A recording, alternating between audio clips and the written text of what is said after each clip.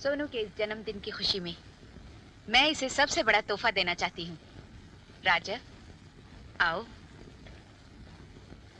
सोनू को मैं बहुत पसंद करती हूँ। हमेशा मैंने इसे अपनी बेटी की तरह समझा है।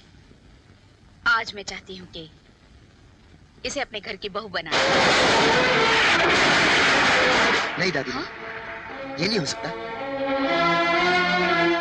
क्यों नहीं हो सकता? क्या कमी है इसमें? सोनू बहुत अच्छी है, मेरी दोस्त है, लेकिन ये मंगनी नहीं हो सकती। जब पसंद है, दोस्त है, फिर क्या वजह है इनकार की? वजह यह है दादी माँ कि मैं किसी और से प्यार करता हूँ, और उस लड़की को छोड़कर मैं किसी और से शादी नहीं कर सकता। I'm sorry, Sonu.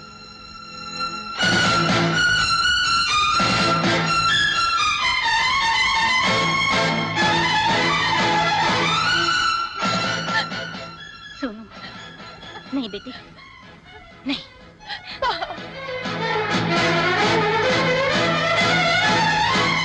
वाह बेटा वाह, बहुत रोशन कर दिया तूने आज अपनी दादी माँ का नाम। लेकिन दादी माँ, मेरी शादी का फैसला करने से पहले क्या ये जरूरी नहीं था कि आप मुझसे पूछ लेती? सोनू के साथ तुम्हारा उठना बैठना बातचीत का ढंग देखकर मैं समझी थी तुम दोनों एक दूसरे को चाहते हो, पर अब मैं इस पहेली में और उलझना नहीं चाहती।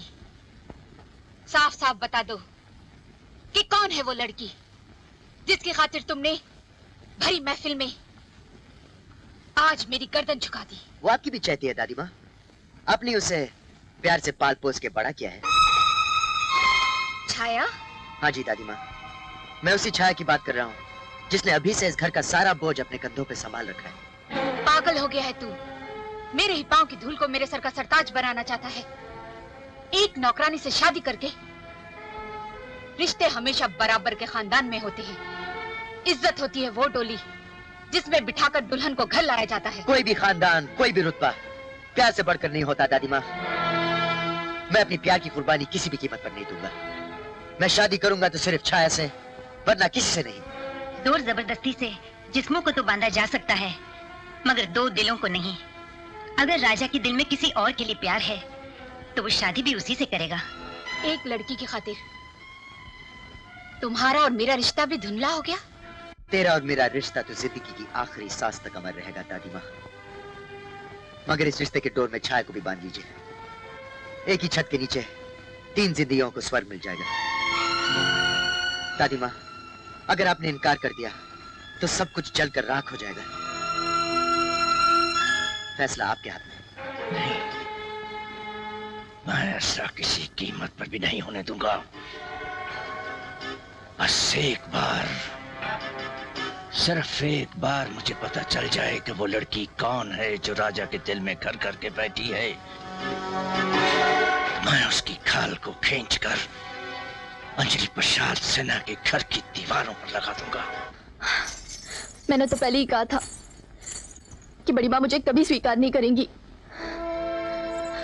जब कल रात उन्होंने तुम्हारी शादी सोनू से तय कर दी थी, तब एक पल के लिए मुझे ऐसे लगा जैसे मैंने तुम्हें हमेशा हमेशा के लिए खो दिया है। ऐसे कैसे सोचा तुमने? मैंने तुम्हारे साथ प्यार निभाने की कसमें खाई हैं। तुम्हें पाने के लिए मैं दुनिया के हर तूफान से टकरा जाऊंगा। तुम्हारी तरफ देखती हूँ तो उम्मीद बन जाती है, लेकिन मैनेजर बाबू और बड़ी माँ के बारे में सोचती हूँ तो मेरी उम्मीद टूट जाती है। पता है, मैं कल रात से बड़ी माँ के कमरे में गई तक नहीं।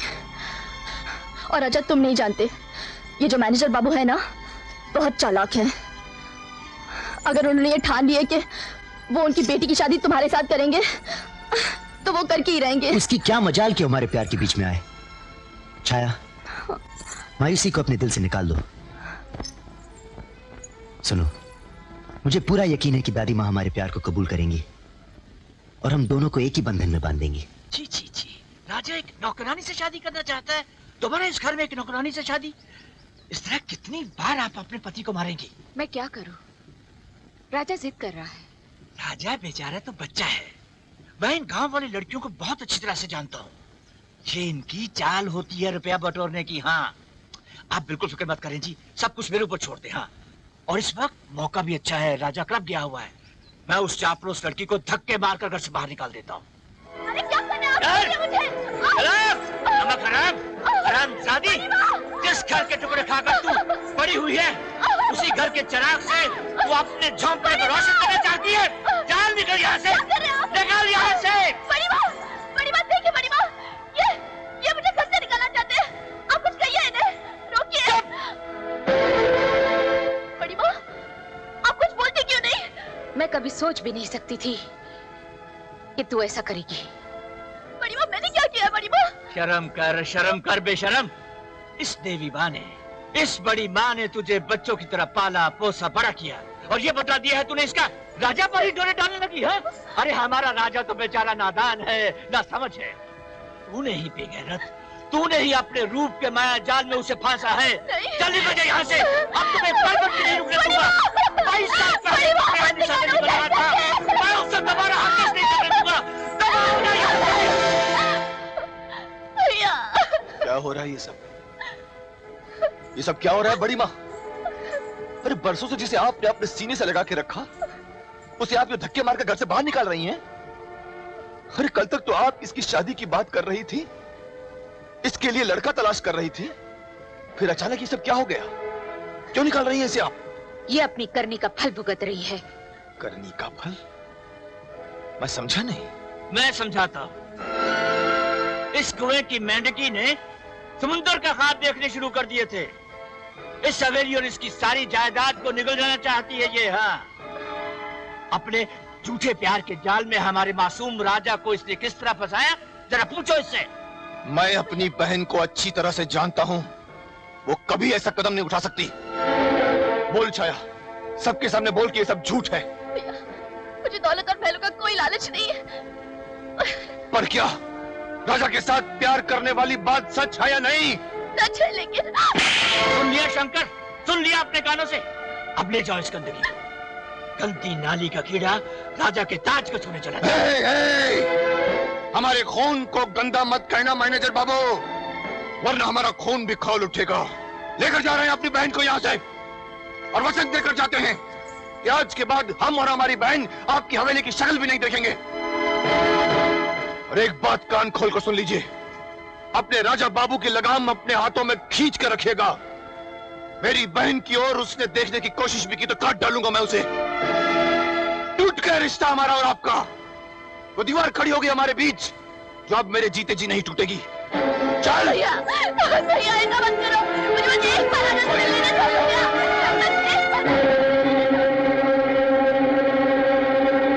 चल चुपचाप अंदर, किसी से मिलना चल। ये संभालो अपनी लाडली को। क्या किया है इसने? उस दौलतमंद बड़ी माँ के दौलतमंद बेटे को दिल देकर आई है तुम्हारी लाडली। क्या? धक्के मारकर निकाल दिया है बड़ी माँ ने हवेली से। कितने इल्जाम, कितने लांछन अपने सर पर लेकर आई है ये। आज से इसका इस घर से बाहर निकलना बंद। सारा खाना पीना ताले के अंदर होगा। मैं जाकर मणिराम से मिलता हूँ।